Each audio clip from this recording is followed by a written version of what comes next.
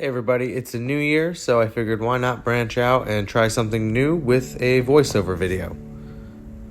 So in this video, we are introducing Hershey to a couple new place cots, and these new surfaces are just a little different than what she's used to. We've initially been practicing place on a large place cot, and now we have this collapsible one that folds up that took a few reps to get her comfortable on that, and then we also have a small place cot that we're going to be practicing sit stays on.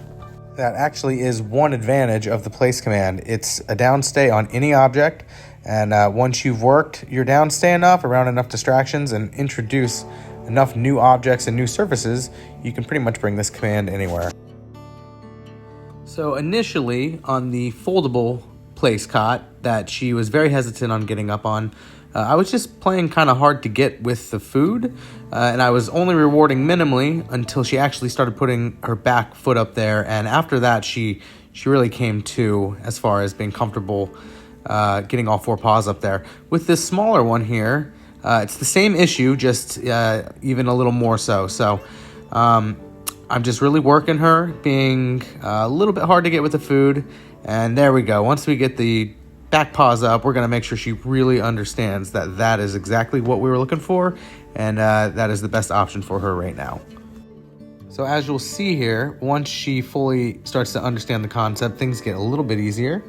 So we're just going to keep repping that, lots of reps, and she is much less hesitant to get up there now, and that's a good sign.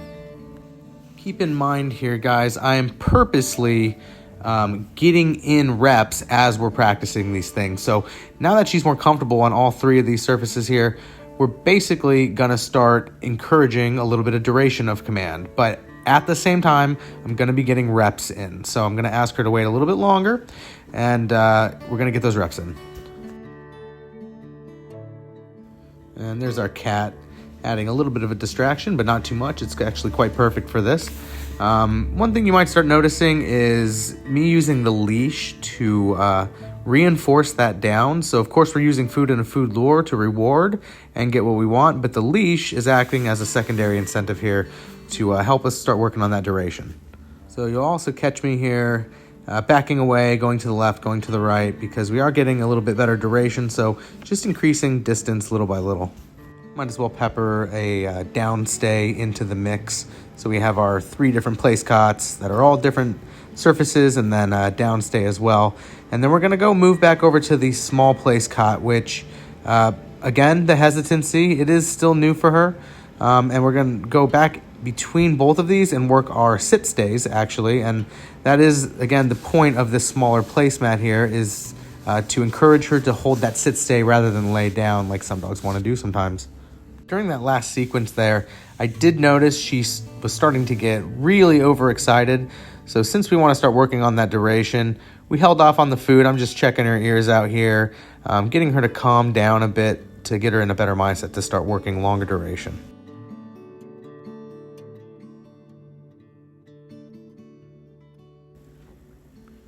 So here we're moving between sit stays and down stays. We're picking up and dropping the leash. That is a non-event. That does not mean get up. At this point, she's only releasing command when she's given her release word. We're working some downs to sits as well. Much less hesitant on the smaller cot. A little bit still, but we're just working through that. It's not a rush. So one thing that dogs have difficulty with is having the handler walk behind them. So I'll slow it down here a little so you can see. I'm making sure my reward placement is right in front of her face, and that's encouraging her to stay seated forward, so when I go behind her, she doesn't turn and follow me. That is something I want to be practicing a lot when training place. I want my dogs to understand that they should be remaining facing in the same direction as I move freely about the area, whether that's behind them or over them, to the left or to the right, or if I'm moving fast or slow. I want them to hold that position until released. So remember, reward placement, keep your rewards where you want your dogs facing.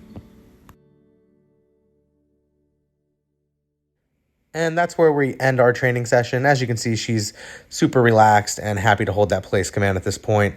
I really do like that patterning technique where we move from things that are more challenging, more engaging, and more exciting into a calmer state of mind. It does help teach our dogs to kind of turn it on and off on command, which is very beneficial.